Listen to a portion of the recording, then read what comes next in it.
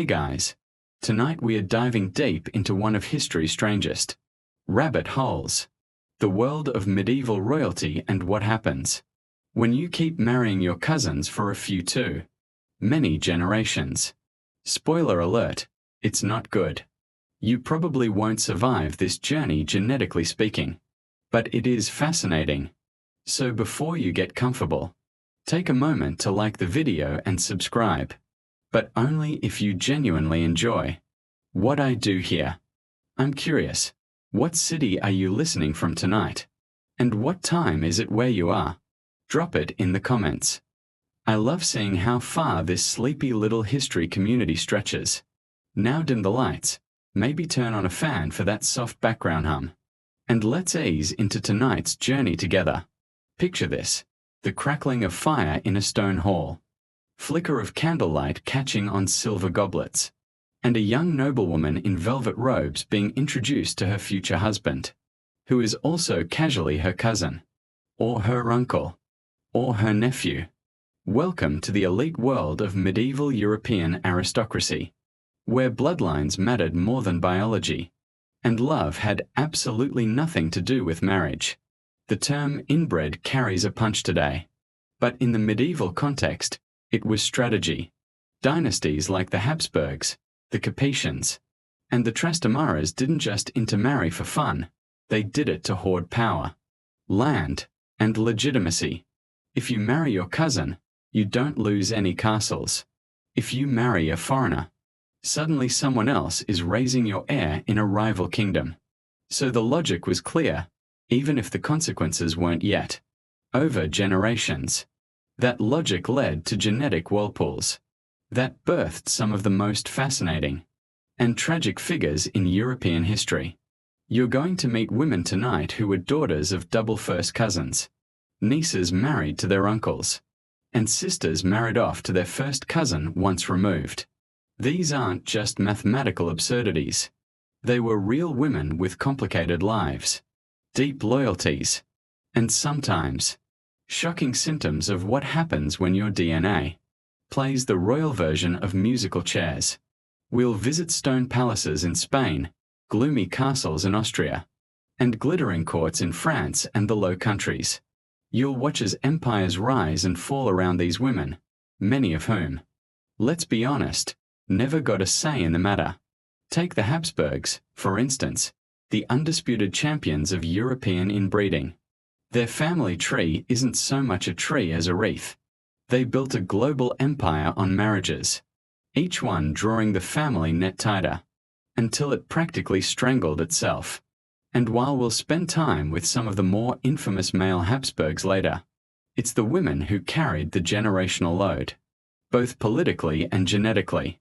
These women were the mothers of kings and queens, the breeders of empire, and the unfortunate bearers of some truly unlucky traits. But it wasn't just the Habsburgs.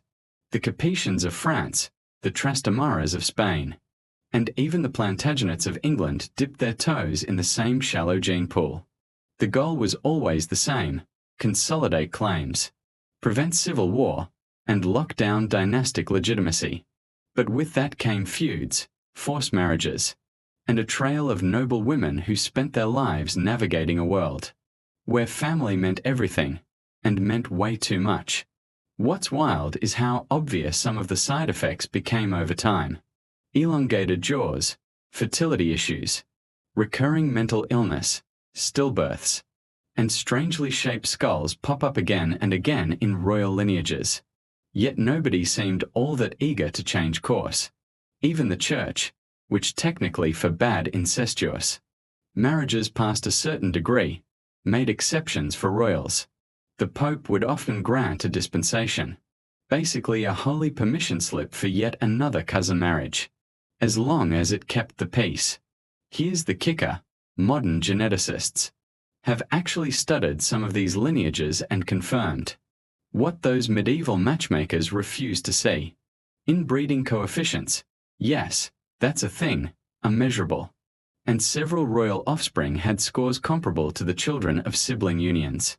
One of the highest ever recorded, Charles II of Spain, whose tragic tale we'll save for the end.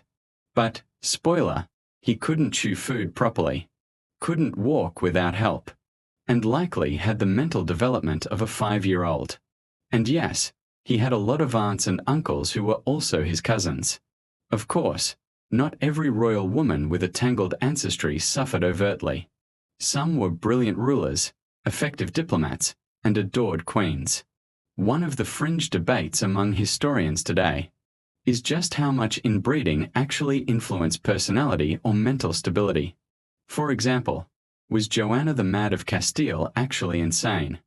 Or just caught in a brutal political trap where her erratic behavior was exaggerated to keep her from ruling? Was her daughter's melancholy a symptom of family genetics, or the result of a lifetime trapped between power and duty? This kind of question pops up a lot when you start pulling threads on these women's lives. How much was nature, and how much was nurture? These women weren't just passive figures, they were queens, regents, and mothers shaping the future of empires. Some of them ruled directly, others ruled through their sons or husbands, and they all bore the burden of dynastic duty in a way their male counterparts didn't. A prince might go off to war or drink himself to death, but a princess was expected to marry whomever the crown required, and produce heirs, no matter how many miscarriages, deformities, or depressions came along the way. In the next sections, we'll meet specific women whose stories exemplify this strange intersection of politics, genetics, and deeply personal struggle. You'll follow Isabella of Habsburg as her bloodline loops inward, Joanna of Castile as her sanity is questioned, and Eleanor of Portugal as she marries her own uncle to cement imperial power. Along the way, we'll sprinkle in facts you've never heard before, like which queen's jaw had to be redrawn in official portraits, or which princess was technically her husband's great-aunt. So buckle up, gently. The next few hours might just make you grateful for your boring, unroyal DNA. Let's head straight into the tangled tapestry of inbred nobility, with a woman who is practically the poster child for what happens when your entire family tree folds in on itself like an origami disaster. Isabella of Habsburg. If you've ever wondered what it's like to be the result of multiple generations of cousin marriages, well, meet Isabella. She doesn't just belong to the Habsburg dynasty.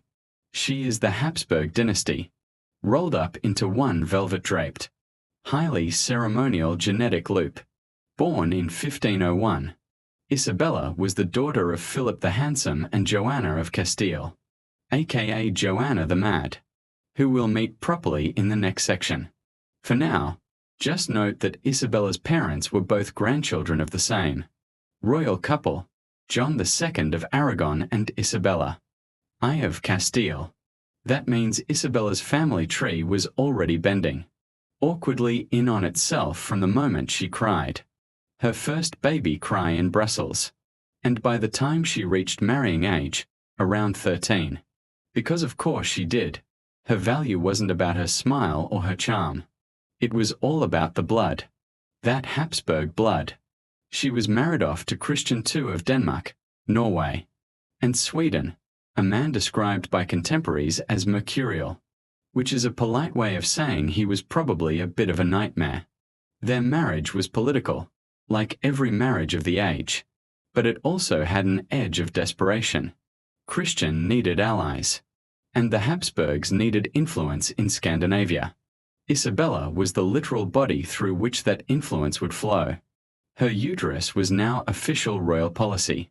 Here's where it gets complicated, because of course it does. Christian wasn't exactly stable. He was charming at times, yes, and he clearly liked Isabella. But he also had a favorite mistress, Dynevig Sigbrittsdatter, whom he refused to abandon even after marrying the Habsburg princess. Dynevig was low-born, not even nobility, and Isabella had to sit there in her Danish castle, pregnant with the future, while her husband paraded his mistress around court like a new horse. That must have stung, even for someone raised to accept political marriages as part of the royal gig. But Isabella held her own. She bore Christian 6 children, 3 of whom survived infancy, which in itself was a miracle given the gene pool and the general medieval lack of sanitation. One of her sons, John, would have a short life, but her daughter, Dorothea, would go on to marry another cousin, naturally. Isabella's influence at court grew, particularly after Dyveke died suddenly. Maybe from poisoned cherries. Maybe not. The truth is murky. And so are the rumors. Some whispered that Isabella or her allies had a hand in it. But there's no hard proof. Just a sudden vacancy in the royal mistress role. And a queen who stepped up into real power. And yet, the genetic weight of her ancestry didn't disappear. Isabella herself suffered from bouts of illness that some historians now think might have been linked to hemophilia, or a similar inherited disorder. She died young, just 24 years old. The official cause, a sudden illness. The medieval catch-all term for anything from tuberculosis to a stroke to, well, inherited genetic dysfunctions. We can't pin down from the comfort of our modern armchairs. A quirky fact about Isabella's brief life. She was fluent in at least 5 languages, thanks to her Habsburg upbringing. These weren't "I can ask where the bathroom is" skills either. She could hold diplomatic conversations in Latin, Castilian, Flemish, French, and German. Her letters reveal a sharp mind, a touch of sarcasm, and a keen understanding of the politics around her. She wasn't just a vessel for babies. She was aware of the chessboard, and moved across it as much as her gender allowed. Now here's where scholars still butt heads. Was Isabella a victim of her family's obsession with purity, or simply unlucky in a dangerous age? Some point to her children's weak health, and her own early death, as clear signs of genetic fragility. Others argue that early mortality was just par for the course in the 16th century, even for royals. And while that's true to an extent, the Habsburgs' increasingly closed breeding circles make the debate harder to ignore. What's not debated is this: Isabella's children carried forward even more concentrated royal blood, making the next generation of Habsburgs even more genetically enclosed. Her grandson, Maximilian II, would marry his first cousin. And their children? Well, let's just say their jawlines could cut glass. And not in a good way. One eerie thing about Isabella's life is how quiet it feels in retrospect. She's one of those queens you rarely hear about unless you go looking. No big wars, no grand scandals, no famous paintings. And yet, her DNA echoes all through European history. Her blood ran in the veins of emperors, kings, and doomed heirs. If power in this world can be measured by legacy, then Isabella was more powerful than most of the men around her. She just didn't get a crown to show it. You almost want to go back in time and whisper to her through the veil of centuries, "Hey, maybe skip that cousin.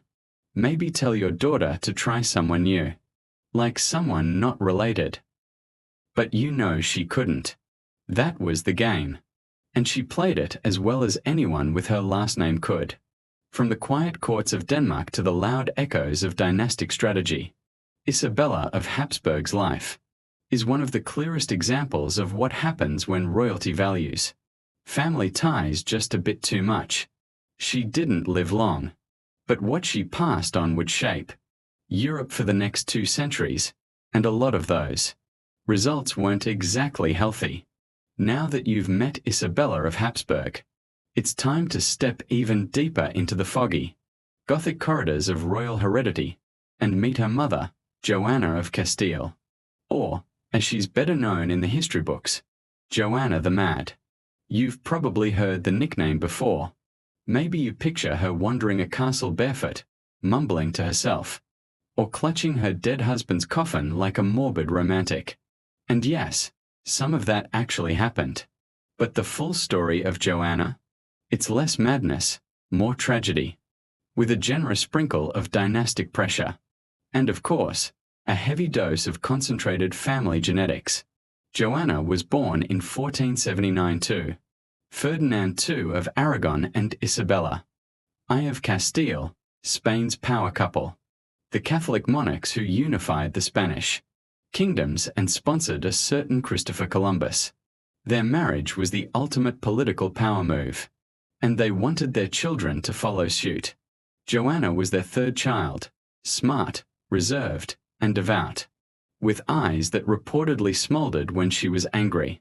But there was one catch. Her family tree already had that classic royal kink. Her parents were second cousins. Not a terrible start by medieval standards, but the signs of internal looping were starting to flicker. As a young woman, Joanna was shipped off to Flanders to marry Philip the Handsome. Yes, that's literally what they called him. And yes, it was mostly for politics. Philip was the son of Holy Roman Emperor Maximilian I and Mary of Burgundy. This union was meant to forge a powerful European alliance. But unlike many arranged royal marriages, Joanna and Philip were weirdly into each other, like, passionately, obsessively into each other. At first, the kind of chemistry that raised eyebrows at court. You might think, oh, that's sweet. But this is bedtime history, not a fairy tale. So you know what's coming. Philip was charming, ambitious, and very aware of his own good looks. Joanna, deeply in love, became intensely jealous, especially once Philip began openly cheating on her. She would reportedly scream, throw things, and demand to know the names of his mistresses. Court rumor had it that she once attacked a lady-in-waiting with scissors over a flirtatious glance. Was she mentally ill? Or just a woman pushed to the edge in a world where her power was always second to her husband's pleasure? Things only got worse when her mother, Queen Isabella, died, and Joanna became Queen of Castile. On paper, this should have made her one of the most powerful women in Europe. But Philip wasn't having it. He tried to muscle in as king, claiming Joanna was too unstable to rule. Her father Ferdinand did the same thing. Both men wanted control over Castile, and both used Joanna's supposed madness as an excuse to take it from her. What followed was a slow, relentless campaign to paint her as unfit, a narrative that stuck, partly because it was convenient, and partly because Joanna did start to show signs of emotional collapse. After Philip's sudden death in 1506, reportedly after drinking cold water, following a vigorous game of ball, which, yeah, sounds fake, Joanna's grief became extreme. This is where the famous coffin story comes in. She had his body embalmed, refused to bury it for years, and travelled with the casket across Castile, stopping at monasteries and demanding prayers for his soul. Some say she opened the coffin periodically to gaze at him. Others claim she refused to allow any women near it, fearing they might seduce his corpse. Okay, that part does edge into mental illness territory.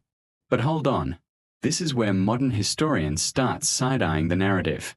Yes, Joanna's behavior was eccentric, even disturbing.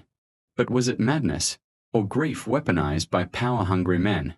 She had just lost her husband, was being isolated from her children, and had everyone around her gaslighting her into thinking she was unwell. Even her attendants were under orders to keep her under control.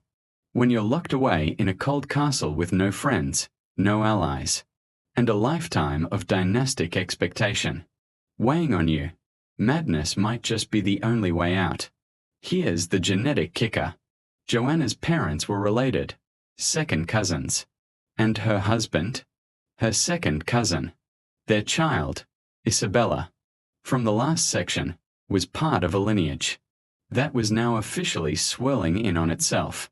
You can track Joanna's bloodline straight down to Charles II of Spain, whose family tree looks like a family tumbleweed.